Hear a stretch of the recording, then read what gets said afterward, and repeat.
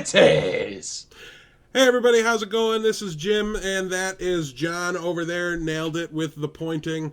Oh man, so did I. You're good at it too. Yes. That's great. All right, so we're about halfway through the show already, and Twitch went down on us, and I wasn't recording locally, but you're gonna have to donate when I swear at you into the swear jar for that one. So anyways. So we're kind of halfway through. You're going to miss the recap of last week for YouTube, and I do apologize. I will get better at just learning to hit locally record at the beginning, but I'm trying to save hard drive space. Valuable. Yeah. So anyways, right now we're talking about the Dreamhack tournament this weekend. We talked a little bit about the ESL event, and the Flame Waker Mage deck as well is going to be coming up, but we talked about how impactful that card has been. And John's going to walk us through what happened exactly here at this tournament in Bucharest hosted by Dreamhack. Okay, so Alesh is playing against Lothar, and long story short, Alesh is taking forever on his turn. He's playing the Patron Warrior, the Grim Patron Warrior combo deck, which, having played it quite a bit, you have two main enemies, neither of which are your opponent. One is the rope, and the other is the maximum number of minions you can have in play. Both of those are definitely your enemies when playing this deck. Mm-hmm. And I think Alesh lost against both of those enemies this game. He also lost against the third enemy of your opponent hitting really good RNG off of their Shredder. So Alesh is taking forever on his turn. He finally figures out, he's like, oh, I have lethal. I can attack with this. I got my Berserker. He attacks in with he does a whirlwind or something. Boombot hits, kills his Frothing Berserker. And he's like going through. He's like, I got it all planned out. The rope is going down. The Boombot hits his Frothing Berserker, and he's trying to attack with it, and he realizes that the Boombot, after all the animations go off, the Boombot killed his Frothing Berserker, and he's going out of control. He had lethal, he didn't get it because he didn't factor in the fact that the Boombots could kill his Berserker, which is just a poor play in general. But he's getting mad about this, but he's like, he probably isn't dead. The Shredder rolls a 4-1. And then I think he rock biters and kills him. Lothar rock biters and kills him. Alesh, by the way, is just he himself a Frothing Berserker, going crazy. # baby rage. And mind you, at this tournament, it's a in real life tournament, so they're standing this far away from each other. The laptops are back to back, and they're in front of them. So they can see each other. Alesh is like, what are you doing? And Lothar makes this face, the greatest face ever. Yeah, he just that is looks a great at the casters face. He just looks at the casters like, what are you doing, man? I'm just going to be sliding that into every deck list I send people. Or if they send me something and I don't like it, I'm going to add that to the left side of it and just send it back to them. Right, so Lothar's making these faces because his opponent is basically acting like a small child after he misplays and then gets punished by the RNG. And yeah, look at this. Like, can you believe this? This is a quote unquote esports professional. Like, he's wearing a jersey right now. It's just sickening that can happen. And then so afterwards, the casters are talking with Lothar, and Lothar's like, he didn't even shake my hand. I'm kind of upset he didn't shake my hand afterwards. And the way that I actually found out about this whole story was I follow both of them on Twitter. Alesh tweets out, not going to shake someone's hand after they BM me and laugh at me after getting perfect RNG. I don't care if that's unpopular. That's just how I am. Something like that. Basically, oh, I'm taking the high road. He BM'd me, and I cried about it, but I was justified. It's like, no, stop being a baby. Have some respect for the game, the e-sport itself. Have just this shred of dignity, please. A piloted shred of dignity containing a one-eyed cheat. One-eyed cheat. So I'm actually going to step this back a little bit here because there's some things I want to point out. Go for it. Look at this board, okay? And look at where that rope is. And this is like 1 second after he cast Whirlwind. Right. That's 1, 2, 3. 3 Grim Patrons that need to trigger. Okay? Right. Whether the creature comes into play or not, they need to trigger. Right. That is... Let's see. 2, is it a 4, Frothing 6, Berserker on the 7, far right? 7 Frothing Berserker triggers. Yeah, he's literally... And they all go off regardless of whether you have time or not. Right. And also, you have 1, 2, 3... I think he's only got room for, 2 more minions. So he has 2 Warsong Commander triggers that need to go on the stack. So 3/4 of the way through his rope, he puts 14 triggers on the stack, okay? And I know the stack isn't real to a lot of you Hearthstone players. I apologize for that. The Magic players and us just speak that way. Yeah. And he just puts them into the queue, if you want to call it that, and expects them all to happen instantaneously. I don't understand. Have you never played this deck before? It's possible that he hasn't actually played the deck before. It looked like it from the way he was playing, and I wouldn't usually criticize somebody's play like this, but he's acting like he's getting screwed over. And something that everybody in the world knew was going to happen when he let go of that Whirlwind happened. Right. And he's surprised. And then he has, the most legendary breakdown I've ever seen in esports. I've never seen anybody rage like that. And Lothar just handled it with such class, to be perfectly honest with you. Despite us joking about this face right here because of how epic it was. Right. I would have been... I don't know. I probably would have said something to my opponent. You know what I mean? He's throwing himself back away from the desk in his chair, sliding away, throwing his hands in the air. Right. It was just absolutely ridiculous. Yeah. And, this obviously was the worst. And they've got, headsets in and stuff and headphones plugged in that that's not his laptop, and it's, ripping out of the thing. Right. He's potentially damaging the host's property in order to do this. And like you said, have you never played against a Dr. Boom before to think that boom bots might deal 4 damage to your guy that have 4 toughness? Yes, it's unfortunate, but don't complain about your opponent BMing you when he's laughing at your absurd antics that have never been seen before. And it's also worth noting, if you watch the video, you can kind of see it here. He's not laughing at him. He's trying his hardest, and you can see in the video, he's trying his hardest not to laugh at his opponent. He's trying to hold it back, you can see on the video. He's like that. He's gets that smirk, and then he goes and gets rid of it. He's trying to be as classy as possible. And Alesh just throws that right in the garbage, and then he tweets about. And then Forson's casting it, going look at him. He's trying so hard not to laugh right now. Yeah. You could I wish he was in his headset. It would have been the greatest thing in the world. Oh my god, if he was in his headset. If he just if he has to pull it off, so he doesn't hear him, or just starts smacking the side of the headset.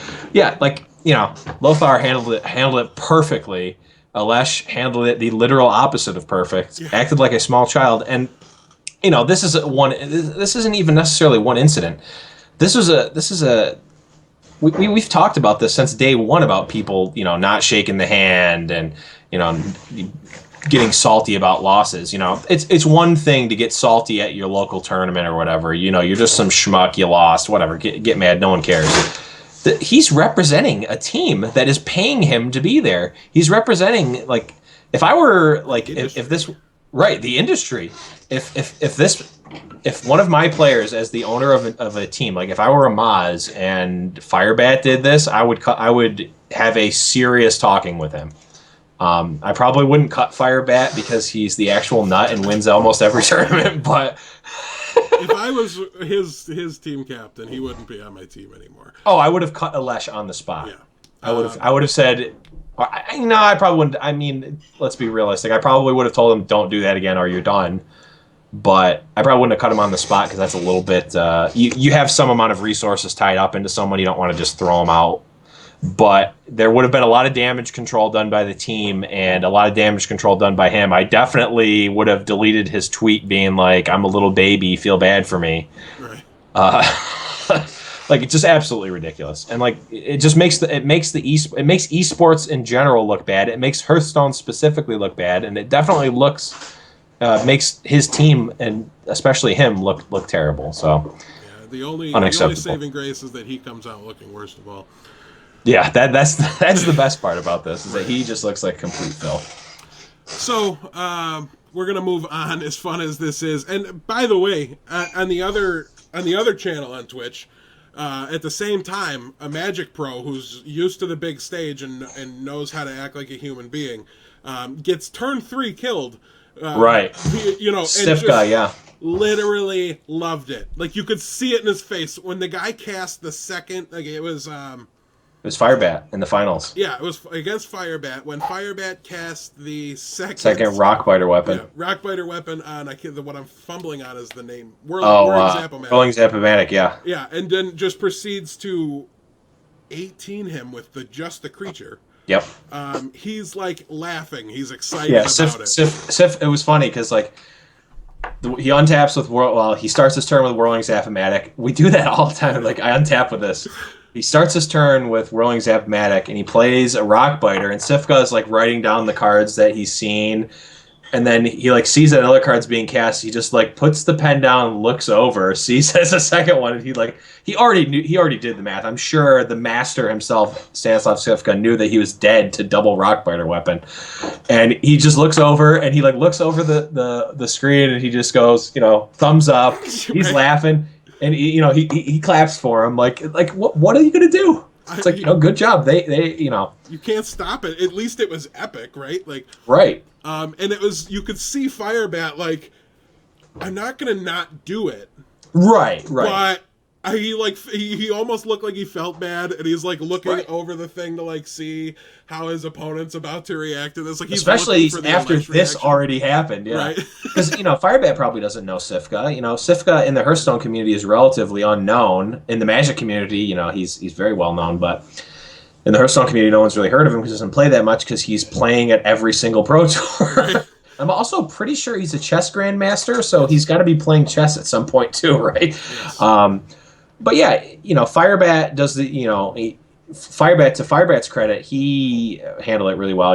Like you said, he checked over, like wasn't gonna like showboat it, like I would have done. I would have played the second one and just like windmill slam, clicked it down, and then just like wound up every single attack, just punched it through the screen like a jackass. But Firebat just plays it, and then he sees Sifka, give him the thumbs up, and they both kind of laugh it off and go to game 4 or whatever it was. So nothing else really to do in that spot, and that's right. Exactly how it's supposed. Listen, you can feel like you just got kicked in the gut, right? Like, that's fine, and you don't have to laugh and think it's funny. Right, you don't have to laugh it off. You just can't Alesh it out. Don't do it. But what I was gonna say is, if you can't laugh at it, you can't laugh at that, getting turn 3 killed in a game where that doesn't sound like it's possible, right? Like, you have 30 life in this game. No, you didn't. Shut up. When I saw it, I'm like, how did this can't have happened, right? When that happens, when something that ridiculous happens, if you can't find it funny, like, what are you doing here? Like, that's the whole point of it. Yeah. Even it's almost funnier in the tensest moment possible. Right, in the finals of the event, yeah. Anyways, let's take a look at the cards coming up this week, tomorrow. Ooh. Right as soon as my lunch break ends, conveniently enough, so I don't have an unperturbed hour to clear out the wings.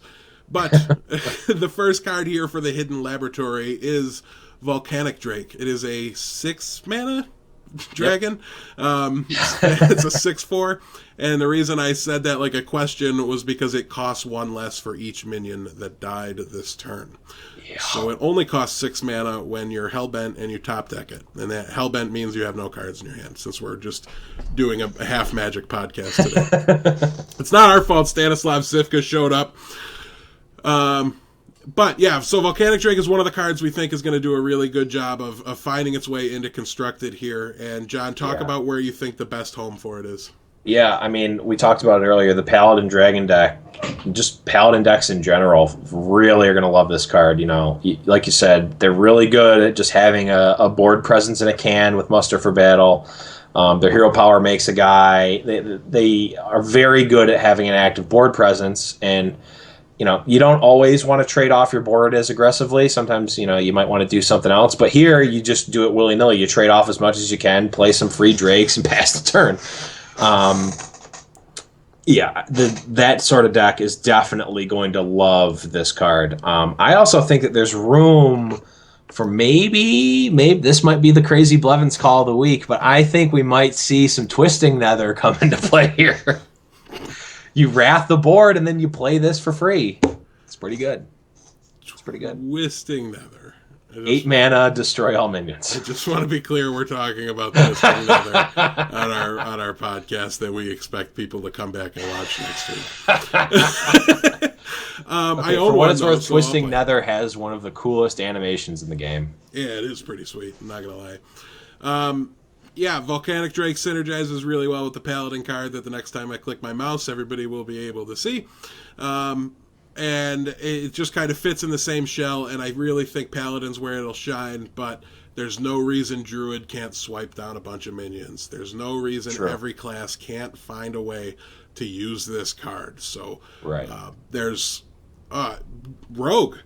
This is going to go right into Tempo Rogue because we're going to Blade Flurry, and then we're just going to play this Volcanic. Ooh, we're going to Dark Iron Skulker. Yeah. And then play this guy. Except probably not because we have Blade Flurry. And we talked about that. You guys missed it. About how narrow Dark Iron Skulker turned out to be. Sad. Yeah, but we do think it'll see play, and you'll see it in the future. It's just not necessarily the best right now.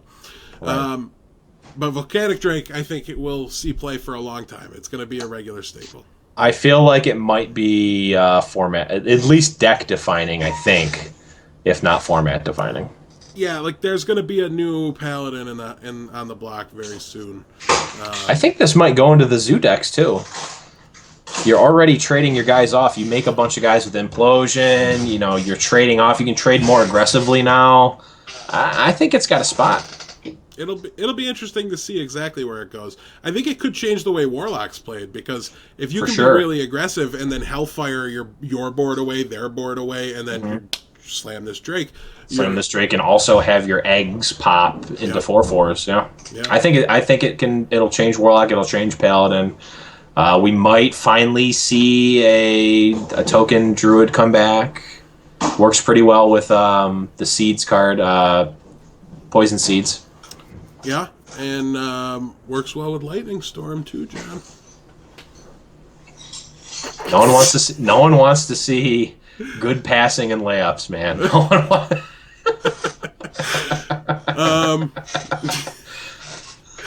So the 5. Oh, another 15-foot jump shot sank. I'm laughing so much just because that was on the earlier part of the show, and I refuse to talk about it again. So we need to move on, guys. Blackwing Corruptor. That's what brought Twitch down. We got banned. Yeah, we totally did. Blackwing Corruptor is a 5-mana 5/4 that has Battle Cry. If you're holding a dragon, deal 3 damage. This is a card that John sold me on a little bit, brought me a little higher up than I was before. I view it as a role player, but John, talk about what you think this guy can do. Oh, I don't even remember what I said. How did I sell you? I felt like you were more on this card than I was. No, I mean, you were like you were saying it's got the potential to be in some decks like a neutral fire elemental. Oh, yes, that is true. Fire Elemental is pretty much a staple in all the Shaman decks that get played. They don't get played. But if you're playing a Shaman deck, you're almost certainly playing a Fire Elemental without pretty much any thought. And we've already kind of seen cards that we kind of maybe misinterpreted a little bit in the Blackwing 3/5. That's not Spider Tank. That card's seeing way more play than we thought. Mainly any at all.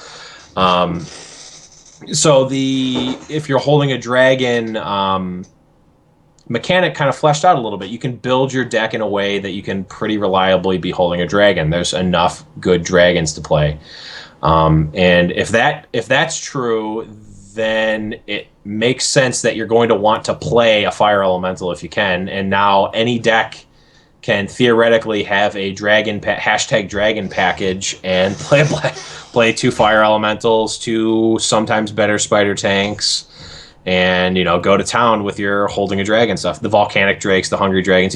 There's a nice hashtag neutral dragon package that you can kind of build your class around if you wanted to, and have access to a number of quite powerful cards. For the record, Blackwing Technician is still terrible, and if people are playing it, they're wrong. People are playing it, man. I know. I disagree with them, and it was just awkward for me when it was like Kibler playing it, and I'm like, do I have a problem? Like, is there an issue here? Am I wrong? And I never saw it be great for him, and I think he was like talking about cutting it at some point. So yeah, I think he just wanted to play every dragon type card because he's the Dragon Master, right? etc. But it's really nerve-wracking to have like the Dragon Master disagree with you on your opinion of a card that has the word dragon on it. Right. It makes you second guess all of your thoughts about it. True. One I don't think I need to second guess is the Draconid Crusher. It's a 6-mana 6/6 that has Battlecry. If your opponent has 15 or less health, gain +3/+3. Yeah, it's just a big dumb dude, and we've kind of seen big dumb dudes not get played. There's been, I haven't actually seen it. I've heard rumors of Fel Reaver getting played in some build of, I think, a Shaman deck, but those might just be old wives' tales at this point. I saw one this week. There you go. So, Fel Reaver, a card that is arguably just better than this one. Pound for pound, costs 1 less mana, only has 1 fewer attack, and you don't ever need to trigger. It sees virtually no play. This guy, I just don't see it. I just don't see it. He's just a big dumb dude, and Constructed is not defined by big dumb dudes that don't summon boombots. Like this guy to me is just out of place. Like, he's poorly designed if the intention is for him to see play in Constructed. It might not be, honestly. He's pretty good in Arena. He's actually quite good in Arena. I could see that. I would definitely play him in Arena. He's like a higher upside Boulder Fist Ogre, which is a really good card in Arena. Yeah. But as far as Constructed play goes, and I don't really play near enough Arena to comment on. I can think in that world because I used to play it, but this is a situation where if it has good value, okay, and if I'm less than 15 life, he's not that good for me. A 9/9 without taunt doesn't do me anything. It's if your opponent has 15 or less life. Well, that's a little different. And my point for not liking him is moot, but at the same time, most classes are looking for ways to lethal you, not ways to play a big creature as well. Right. Yeah, he doesn't really fit in that theme, and it's kind of weird that he has that ability. I mean, maybe it's maybe more about it. Maybe it's like an in-game sort of tie. Maybe that do those things do something in World of Warcraft when you're at low health or something? I have no idea. No. Well, regardless, it seems kind of out of place because nothing else really kind of invokes that in this, and he just kind of seems like just a random kind of inclusion. Like, oh, we need another dragon. Let's just throw a big dumb dude out there. Right. And that's basically what they did. He'd be good if you're in the late stages of a game and you're both low and you're both top decking. Right. It would be phenomenal, but that's such a narrow margin. Right. They should have just made it all in, he gets +3/+3 and charge, and taunt and Wind Fury. Just end the game right on the spot. It's he's either really bad or he's just wins you the game instantly. Stupid mirror entity. It would get me every time. He also has Battlecry, Silence a Minion. Okay, next card. And Kezan Mystic Text. Dragonkin Sorcerer is a 4-mana 3/5 dragon. Whenever you target this minion with a spell, gain +1/+1. So this guy lends itself to a Voltron style, something that Priest has experimented quite a bit with lately.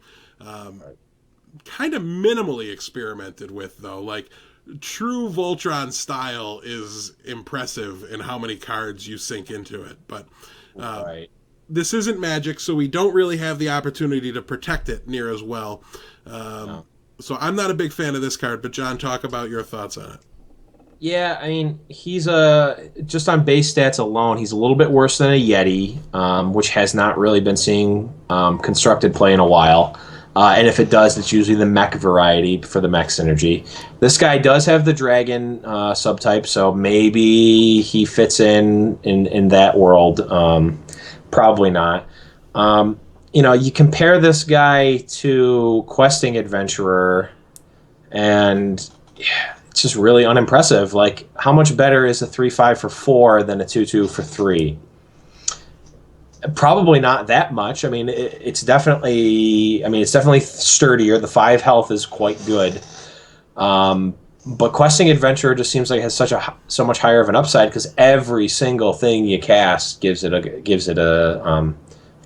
bump. This guy, you need to be casting spells that target him, and he gets +1/+1. Okay, that's like not even that good. If it was +1/+2 or +2/+1, or even +2/+2, we'd be having a conversation here. This guy can get out of control really quickly. Mm-hmm. You cast Velen's Chosen on this guy, he doesn't even curve well into it. Like, I don't know.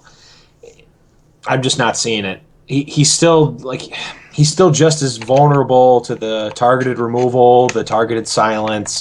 He just doesn't have he doesn't get big enough. He doesn't get dangerous enough quick enough, and he doesn't have a way to protect himself inherently. So I don't really see too much of a reason to play him over like a Questing Adventurer if you wanted to play like that style of like all-in combo deck. So yeah, unless I can give him flying and hexproof, I'm not too impressed. Right. So. And I liked your comparison to Questing Adventurer, because it even just kind of further outlines how unplayable this guy is and constructed to me. Because Questing Adventurer just requires you to play cards, right? This requires you to target him. And it's got to be with a spell, so you're limited there as well, which means Paladin's one of the only places you would even consider him, the other places Priest, like we were talking about with Velen's Chosen. Velen's, I think that the uprise of those quote unquote Voltron decks have just shown how good Velen's Chosen is, and not how good that strategy in particular is. Right. People kind of phased out the Giblin Stalker because it's it doesn't really matter, Yeah. Well, before we get to the legendary, we're going to talk quickly about the class card for Paladins. Finally, instead of referencing it and telling you how we're going to talk about it, let's just talk about this. It's a 5-mana spell called Solemn Vigil. Draw 2 cards. Costs 1 less for each minion that died this turn. So, calm your Kriggasm face over there, and you can just talk about it already.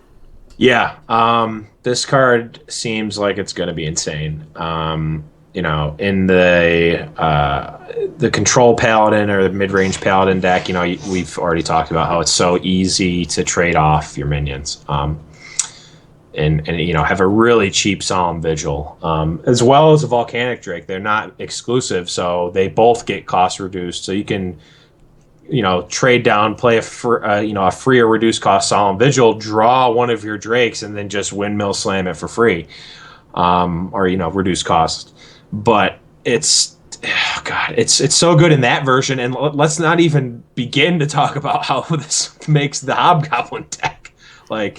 I think that this is a pretty good replacement for Jeeves, which has already been kind of awkward, or maybe it replaces the Divine Favor. The combination of those 2 cards are kind of awkward, because if you draw the second one, they get way worse. This one is just always good all the time, and it's really the kind of bump that style of Paladin needs.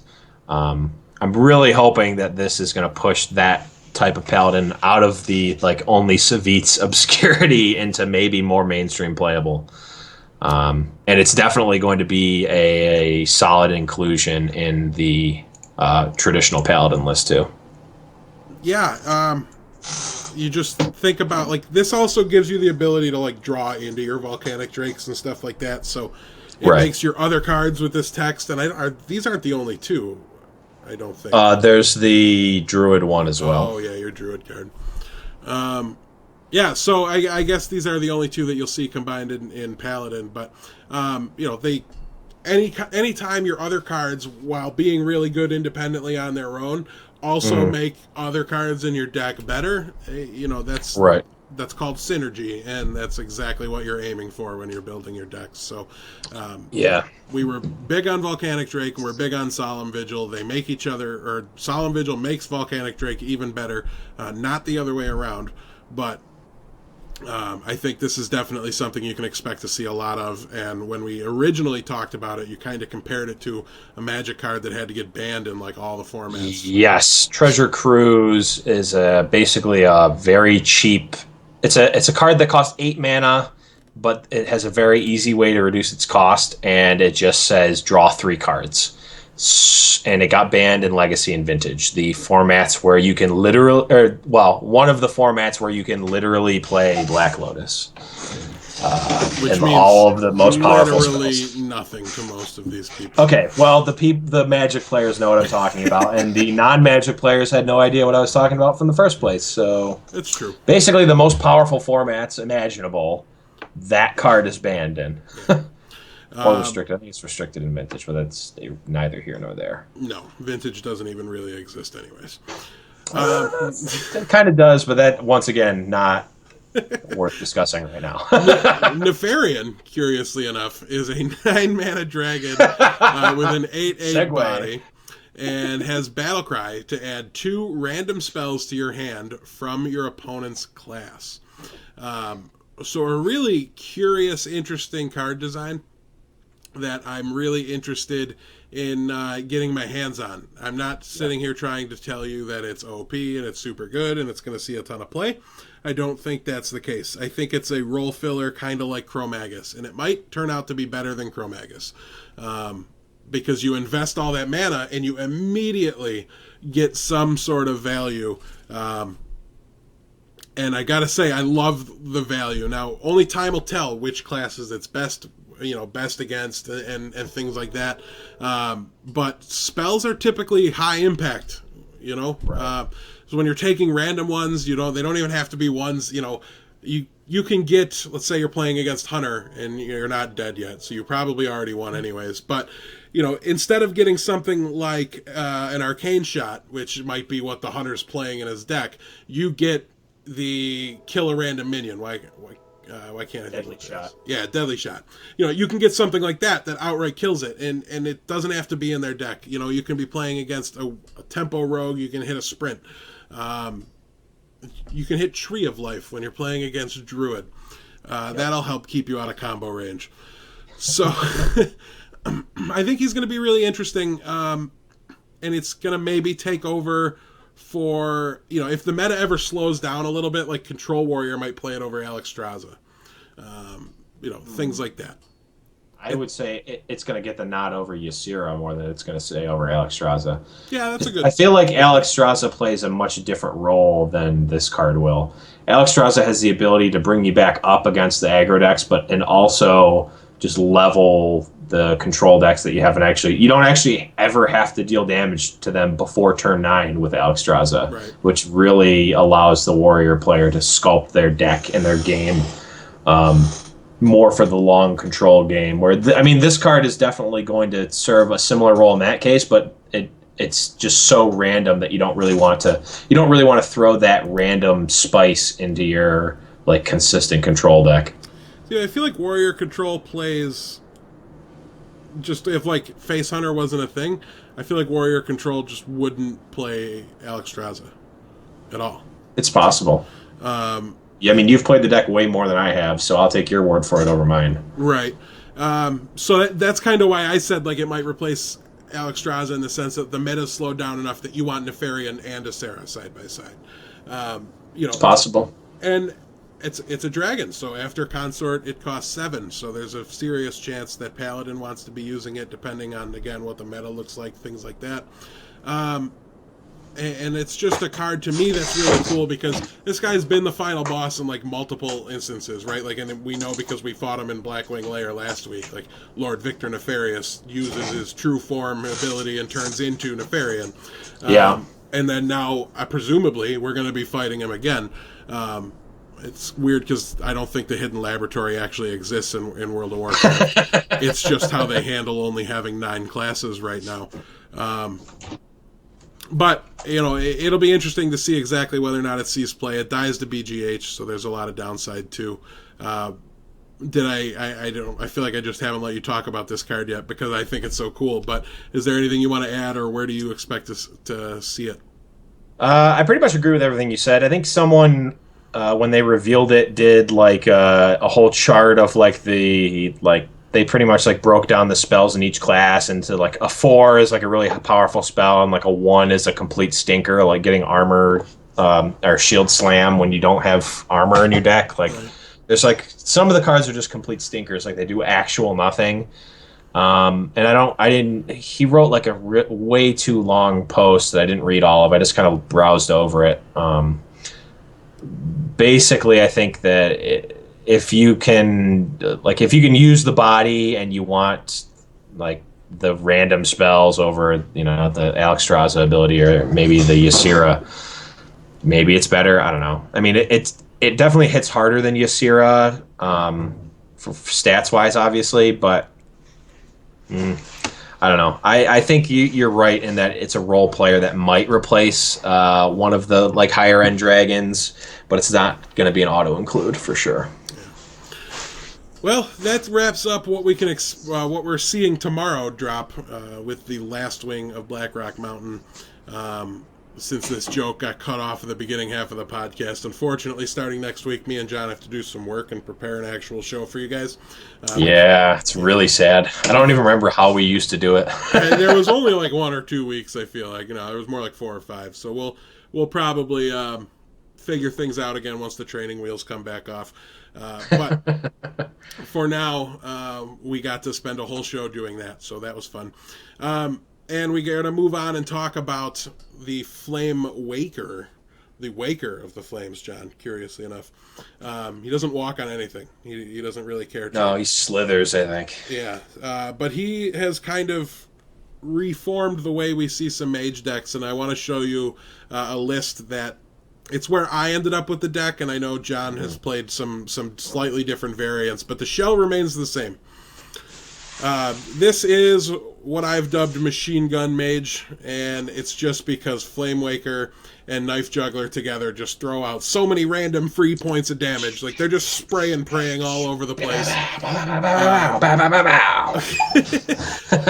So as we can see, everything's grouped up on the screen a little bit here with the combos, and imagine this, and this was the first game I played. I'm playtesting against Lucids. I'm playing this, he's playing Paladin. And on turn 3, I go Flame Waker, Coin, Arcane Missiles, and I just clear his entire board. Just wrecked it. And he's like, we're talking on Curse Voice, and he's like, how do you beat this deck? It's OP, I don't understand. And my version of it wasn't very good at the time, so I didn't, it was just super inconsistent. And then we ended up watching the ESL tournament, and this guy I hadn't heard of before, Too Wet, plays this game where he casts a mirror image, and he's playing against Warrior, shut off the guy's weapons, and he dealt 2 damage with Knife Juggler, and he had Flame Waker out, so he just dealt 1,000,000 damage when he cast it, and I was just, I was in love. I couldn't not play it immediately. Yep. So I'm sitting there, I'm watching, the previous broadcast from before their stream went down to, him currently on the screen, and I'm typing everything I see come up into Notepad. I have to do a little inferring about, he's probably just playing 2 of this, right? It's the only thing that makes sense. And I get myself to 28 cards, and after some tweaking and testing, this is the full 30 that I ended up playing with. Whole lot of fun. Just crazy amounts of fun. Yep. John, I'll let you kind of give our opinions pretty shared on this deck, or maybe some of the cards we disagree on, how good they are, but we'll talk about that a little later if we want to. Yeah, we're still kind of testing the deck out, kind of seeing what the best numbers for things are. I ended up cutting an Icelands. I cut the Arcane Intellect, I think. I threw the Violet Teacher in there for my end game. I've been trying that deck. The Violet Teacher is sweet. Yeah. The Violet Teacher is sweet. I threw an Echo of Medivh in there because I like Echo of Medivh. I cut the Thalnos. There's definitely a lot of wiggle room and a lot of depth to what you can play in this deck. I've seen lists run an Antonidas and Boom package at the high end just so you can have some late game. I don't know if it's good, if it's better or worse. We kind of both had the same sort of experience where we go and we rattle off 5, 6. I think you said you got 9 wins in a row on ranked with this. Yeah. But then you'll go and you'll do the same thing, but you'll lose them right back. I had that happen. I think I rattled off 5 and then lost like 6 or 7 in a row with the deck. So I feel like you can. We both agree this is a pretty good deck to rank up to rank 5 with, because you'll go on those streaks and you'll get your bonus stars. And if you lose a couple in a row, it's fine. You'll be netting stars, across the hours that you play. But might not be the best for your rank 5 and above client. Yeah, for sure. And it was literally like I started playing it. I got the list. I was super excited. I tested it, one game before I started my stream. And then I start my I lost that game, and then I start my stream and I lose that game, and I'm like, damn you two, Rhett. You were supposed to break it for me. And then you blink an eye and I'm from rank 6 to rank 3. 9 in a row, lose 2, 6 or 7 in a row, whatever it was. Yep. It was insane. And then I slowly climbed up to rank 2 and then just plummeted back down to 4. And I'm just like, ugh. It was so exciting for so long. If I would have just quit as soon as I hit 2, if I'd have just logged out for the month, it would have been my best case scenario. Yeah, this is the kind of one where you can mow down some good stars with this, but once your machine gun gets too hot, just put it down for a little bit. Can't overheat. Let it cool off. Play your warrior control. Grind out your 30-minute wins, and then when you get that itch again, rattle it back up and start grinding it again. It's definitely real, and I do plan to hit rank 5. Okay, so the month starts on a Friday, which is just so ideal for me. I can't even answer it. I do have plans on that Friday, but it's with my buddy that plays a little bit. I don't know. He's actually been trying to play a little more and watch me when I'm just playing randomly, or watch the stream more so that he can understand the podcast a little better when he watches it. But, so I'll be hanging out with him, so there's a chance we get a couple games in while I'm over there or whatever, but it's Friday night. I'll come home at what? I don't care if it's midnight. I'll play until 4 o'clock in the morning. I do not care. Right. I plan to push for a fast rank to 5 with that mage. Yeah. I want to see how quick it can go, because I think it's really fast. Like you said, when you have 9 in a row win streaks like I had, it's absurd how many games you have to lose 18 games in a row to you shred that. Through those teen ranks really quickly. Yeah. So I'm looking forward to seeing exactly how much damage it can do early on in a season. I think it's the new zoo for it. And it's slightly terrifying, because then we have to play against it at the same time. This might be the mech mage flavor of the month for sure. Yeah. Thank God our podcast isn't super popular yet, so maybe people don't know, and what I've been seeing on Ladder is just you 12 people over and over and over again.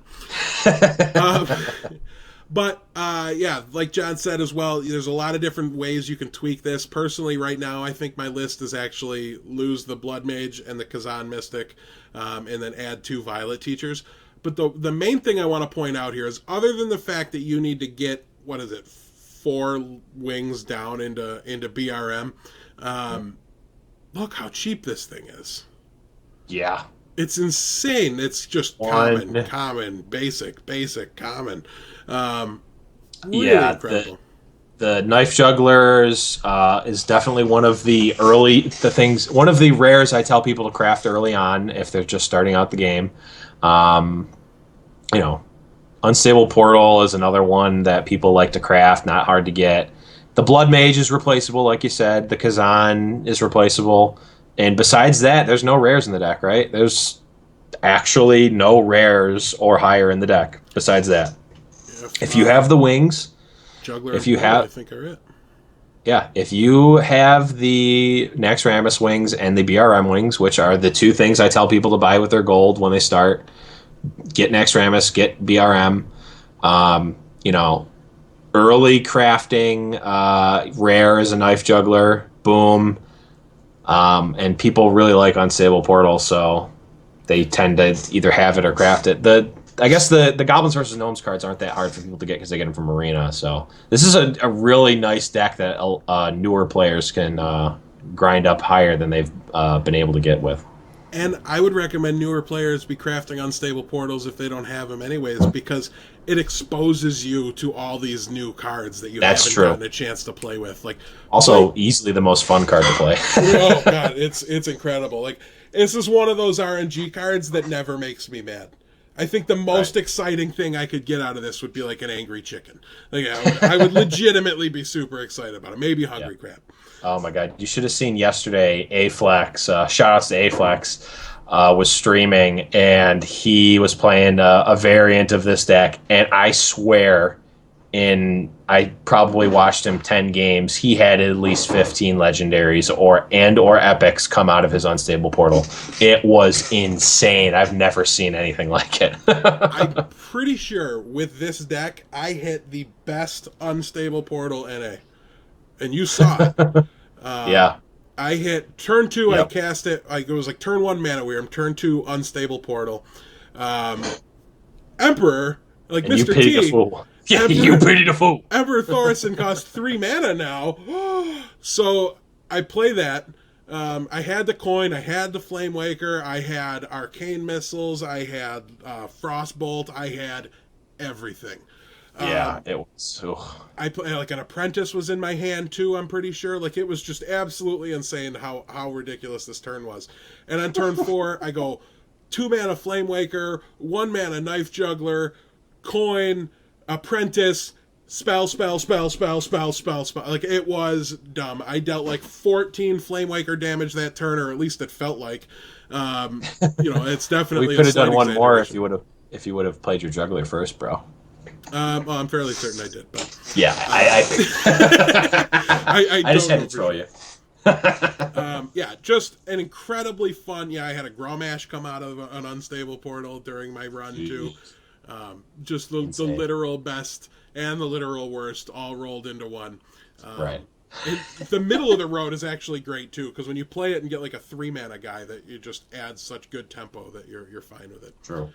And when you play the Sorcerer's Apprentice, I think that's the card that gives you the most value. Like, Unstable Portal and Arcane Intellect are the reasons to play Sorcerer's Apprentice, because they just allow these chains to occur that are really, really powerful. All right, well, as we're moving on towards the end of the show here, we're on to our streamer spotlight, and this week we are spotlighting a personal friend of ours. This is Maddie J. Mania, member or the leader of Turn 7, that I'm not 100% sure on. But so it's a kind of a new upstart Hearthstone team. They're trying to get some attention and get to some tournaments here. Pittsburgh-based players, I think, predominantly. So cool to see a local group teaming up and kind of going at it with an online presence.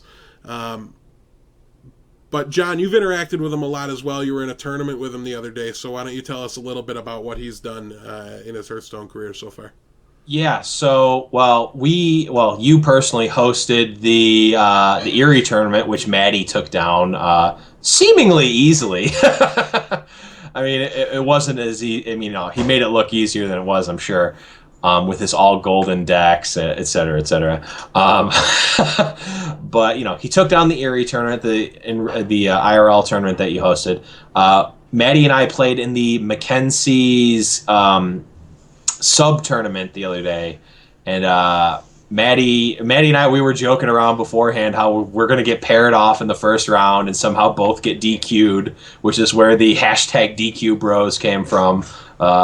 So we're just like joking around how we're going to get unlucky enough to get paired off in the first round, and then also somehow get DQ'd from like a casual sub tournament in the first round against each other.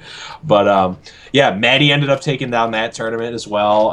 Had a really insane finals that Mackenzie streamed. Mackenzie suck pups boys. Mackenzie streamed the finals, and Maddie in game 2. Maddie wins game 1 pretty handily. Game 2, actually he wins the first 2 games pretty easily. He's then playing against this Demon Lock deck, and his opponent Maddie is like pretty far ahead. His opponent goes Bane of Doom, and we're like, okay, what? It doesn't really matter what it is. Gets Mal'Ganis, of course. It's like, okay. The only game I saw, by the way. Yeah, he gets Mal'Ganis, and long story short, the other guy ends up winning that game. Whatever, not a big deal. Doesn't really matter. Next game happens. Maddie's playing, and I personally can see both hands because I'm watching the stream. And I'm chatting with Maddie, not helping him cheat. By the way, I got to put that out there. I didn't give him any hints. I wanted him to win it on his own, and I'm sure he did too, obviously. But he the Void Caller attacks into a Void Caller. It drops Mal'Ganis. It's like, okay, that's like preventable. That's not necessarily RNG. Whatever. The guy starts his turn, Bane of Dooms. And I'm like, there's no way. It can't happen again. Gets Mal'Ganis again. So he has 2 Mal'Ganises out.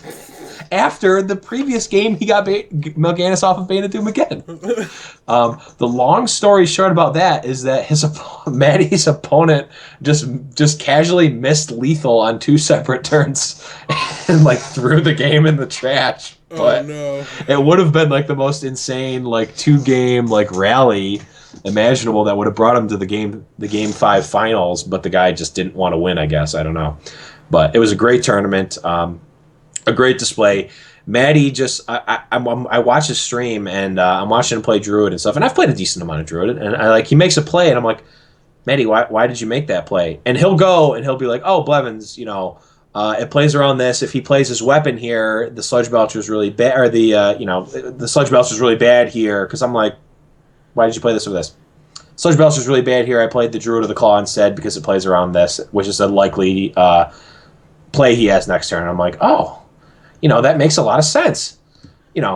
Not a lot of streamers will do that. Even if you watch like the Savitzas of the world, they're not going to go into that sort of detail to tell you the plays. Savitz will be like, oh, this play's better, and then kind of go on. Maddie went out. He went out of his way to address my question, gave a really good answer. That's the sort of thing that is really, really helpful. Maybe not even for new players, for players like me who are like pretty familiar with the game, but just want to get to that next level of knowing matchups and stuff. And we kind of talked about this while we were casting his games in the finals. It's like this, we didn't really know him at the time. We're like, this guy has an intimate knowledge of this matchup. Like, he is holding back his Black Knight because he knows he needs to hit that 7-10 and not this 4-6 taunt. Like, I was sitting there like, I think he should do it. I don't know how. I know we were both like, did his arm fall off? How are you not windmill slamming that Black Knight? And then of course, turn 7 comes around and Leland plays a 7-10, and then he just windmill slam, boom. The Black Knight, and his play is obviously 10,000 times better than what we were going to do. But yeah, so really great guy, really, really strong player. Check him out, shoot him a follow, and let him know that we sent him, or we sent you. Yeah, and if you're watching live, you can just click his name in chat and hit follow. Yes, that is the thing you can do. Convenient.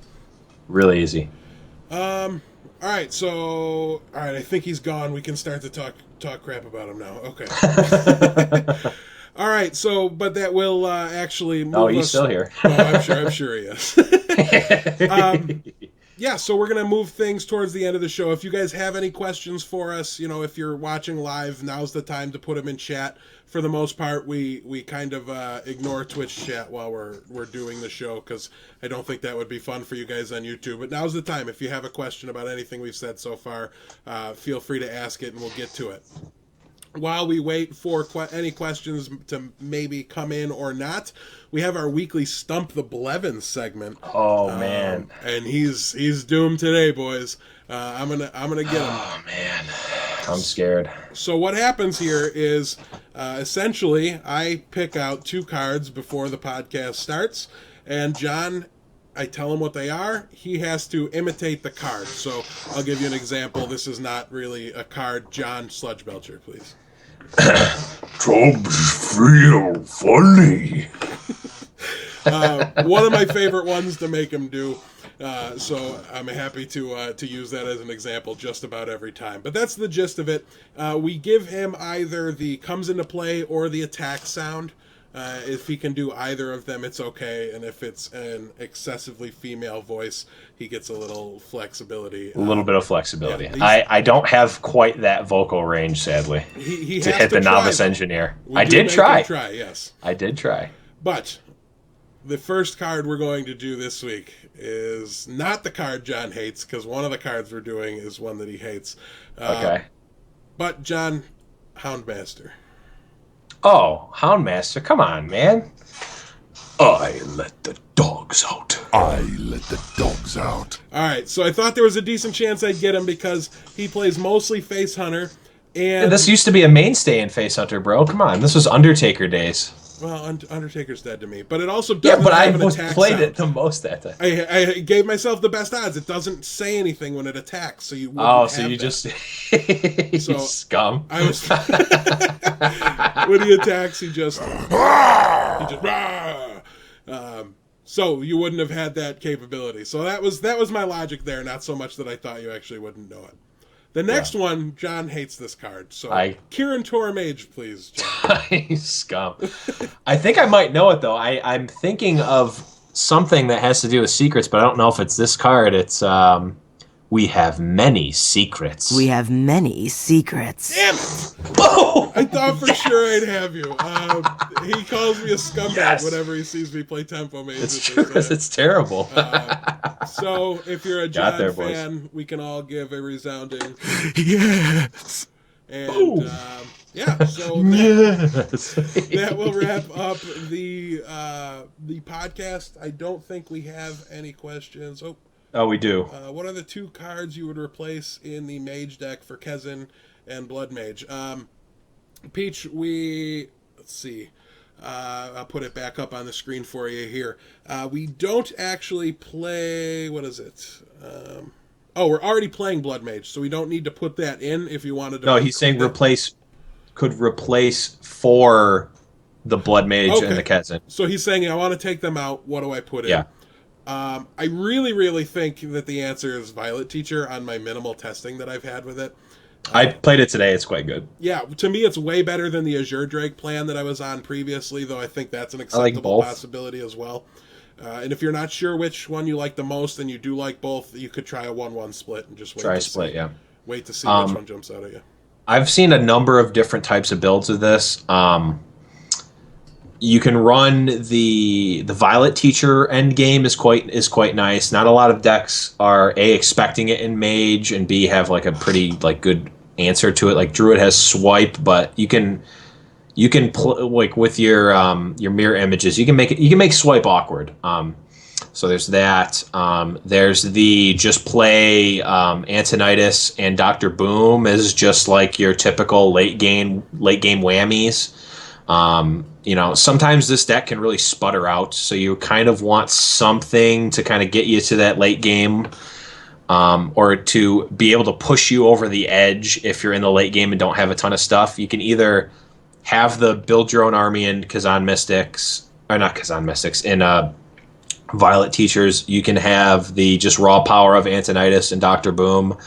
Or you can play this type of list where you have the Arcane Intellects and maybe some Azure Drakes in there to make sure that you have the cards, the actual card quantity so that you don't really sputter out in the late game. Yeah, so it's a good question, Peach. Thank you for it. We really appreciate it. But I think that's going to wrap up the show for this week. So 11 episodes down, John. Feels good. Woohoo! It feels great. Yeah, and we're going to be a little more back into normal. Do you think, one more quick question, do you think Leroy is viable, also from Peach? And I'm guessing it's regarding this mage deck. It's not out of the question, but I don't think it's that good. Fireball, surprisingly enough, is kind of clunky in this deck because you want to be able to cast your Flame Wakers and also your other spells. You want to be able to cast a Flame Waker and another spell in one turn. And you want to do that relatively early so that you can gain a board presence. Having your hand clogged up with more 4-drops is not generally how you want to play this deck. So I would... Without having tested it, I would say Leroy is probably not where you want to be. Yeah, viable, suboptimal, I think is the other word there. So if for some reason I didn't have something in here and I needed to fill a spot, that's just not the case with how. If you haven't quite leveled up your mage to have your second fireball, then yes, play Leroy. Yeah, that's the one. That's the one time when it's probably optimal. From that standpoint. So yeah, I would just stay away from that. I don't think it's really in an ideal spot. You're going to close out the game with just as well by just casting these dirtily nonsense spells when you have a Flame Walker in play. Waker. Yeah, that too. Flame Waker in play. So I'm reading chat and trying to say the name of the card and I screw it up. Oh, never lucky. All right, guys. Well, that will end the show. We really, really appreciate you guys being here. Please, if you're watching live, stick around for the after show where I beat John in some unimportant sub-game. Irrelevant. Or sub-variant. Yeah. Maybe we'll actually do real testing today because I need to test for tomorrow. Real testing? I mean, we don't have so to. Boring. All right. I want to play creepy stuff. I want to play I want to kill decks. me, not you. I want to kill me. Jiraxis Sacrificial Pact. That was it. If you're watching on YouTube and you want to know what you're missing, the one week we played decks where the goal was that I die, not John, right? I want to kill myself, not him. And he had like 2 or 3 different lists where he was trying to like mill himself out. He was trying to pump up my creatures that I happened to play and then attack them with weapons. That was really cool. But it turns out that if you just play Jiraxis and then Sacrificial Pact it, you win. So that's what I was playing with a lot of the the summoning portals and things like that, and all the guys that come into play and deal damage to me, and then Warlock obviously can just tap to deal 2 damage to itself and mill itself. So it's really got just the best hero ability for that one for sure. That just has the best hero ability, period. Yeah. In any format. All right, guys. Well, you have a great week, and we will see you next Wednesday to wrap up BRM and talk about some of this week's cards and how they performed, as well as talk about who knows what, because I haven't been paying attention since we've had easy shows lately. Yeah, and make sure you check out mine and also Jim's our personal casts. If you ever have suggestions for our casts for the podcast, if you think of something during the week and we're streaming, just jump in the channel and let us know, because we're always looking for stuff to talk about. Yeah, Blevins really streams now, guys. I do. I've been having a great been having a great time doing it, getting back in the swing of things. I'm not making any promises here, but I think I'm going to do an early morning stream tomorrow. So maybe you can check that out, but I don't know. I don't know. But I'm going to be done for the rest of the weekend. That's why I kind of want to do it. And then I'll be back in the grind on Monday. Yeah, so check out our personal cast. Let us know what you think about the podcast. Let us know if you have any suggestions or comments on the podcast. And yeah, just keep on doing your thing, and we will see you guys 1 week from today. Bye, guys. Have a good one. See ya.